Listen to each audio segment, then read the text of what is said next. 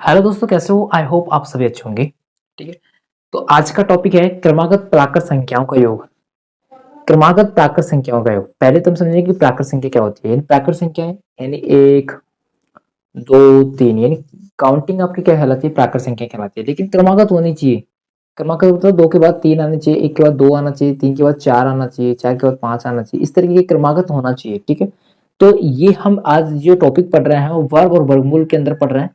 Class 8 का topic है। तो क्रमागत प्राकृत संख्याओं का योग देख रहे हैं। ठीक है। तो हमारे पास देखिए, ये संख्या दे रखी है वर्ग संख्या। और ये सब क्या है? विषम संख्या। 3, 5, 7, 9, 11, 15। ये सब क्या है? विषम।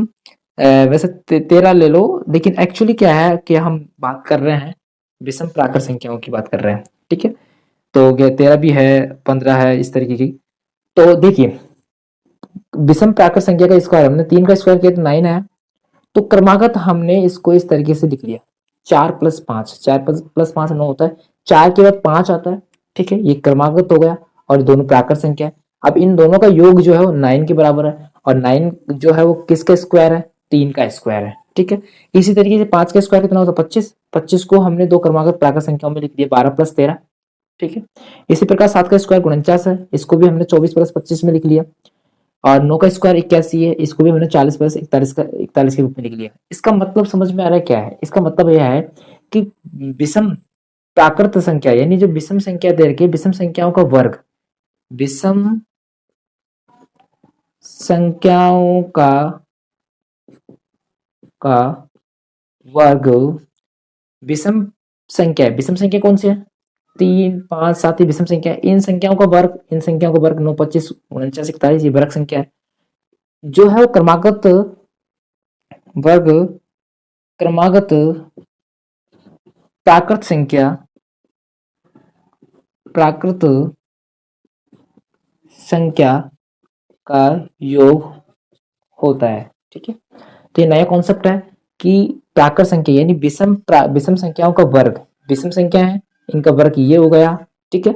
अब इनका क्रमागत प्राकृत संख्या है, यानी ये जो है क्रमागत प्राकृत संख्या, 4 के बाद 5 है, 12 के बाद 13 है, 24 के बाद 25 है, 40 के बाद 41 है। इन सब का योग क्या है? इनके बराबर है। ठीक है। ध्यान देने वाली बात है कि हमें देखना है कि सर चार इनको कैसे तोड़े, कि किस तरीके से तोड़े। देखो, इनका आधा कर लीजिए। जैसे कि 81 है, इसका हमें क्रमागत प्राकृत संख्या लेना है। तो 81 का आधा क्या होगा? पहले इसको इस तरीके से कर लीजिए। 81 को छोड़ दीजिए, 80 मानिए। 80 का क्या होगा? हाफ 40। तो 40 के बाद क्या है? 41। दोनों क्या हो गया? इस तरीके से। जैसे कि 121 है तो 120, इसको एक कम कर लो, 120। 120 का आधा करो, 60। ठीक है। अब 60 के बाद में क्रमागत संख्या कौन सी लेगी? 61 आएगी। तो इन दोनों का योग कितना हुआ? 121। इस तरीके से कर सकते हैं। तो इससे समझ में आता है कि क्रमागत प्राकृत संख्याओं का योग यानी क्रमागत प्राकृत संख्याओं का योग एक विषम प्राकृत संख्या, विषम विषम प्राकृत वर्ग संख्या होती है। या फिर हम कह सकते हैं कि विषम संख्याओं का वर्ग। अगर इस तरीके से विषम संख्याओं का यानी ये विषम संख्याओं का वर्ग, यानी ये वाली वर्ग संख्या, वो क्रमागत प्राकृत संख्याओं का योग के बराबर होती है। ठीक है। आप हमारे चैनल पर नए हो तो चैनल को सब्सक्राइब करें, लाइक करें और दोस्तों तक शेयर करें। ये नया टॉपिक है, नया कॉन्सेप्ट है। ठीक है। ये कॉन्सेप्ट बेसिकली आपके जो हर एग्जाम में आते हैं, सीटेट वगैरह पेपर में पूछते हैं। और ये कॉन्सेप्ट के आधार पर बहुत सारे क्वेश्चन होंगे, हमें सोल्व करना पड़ेगा। ठीक है। वो हम करते रहेंगे, लेकिन हम पहले जितने भी कॉन्सेप्ट है उनको क्लियर कर लेते हैं। फिर धीरे धीरे धीरे हम क्या करेंगे, इन पे जो जितने भी क्वेश्चन है उनको सोल्व करेंगे। जितने भी आपके न्यूमेरिकल्स प्रॉब्लम्स हैं मैथमेटिक्स के अंदर, वो सोल्व करेंगे। तो ये हमारा टॉपिक को आप देखना नहीं भूले, आपके दोस्तों तक शेयर करें। Thank you.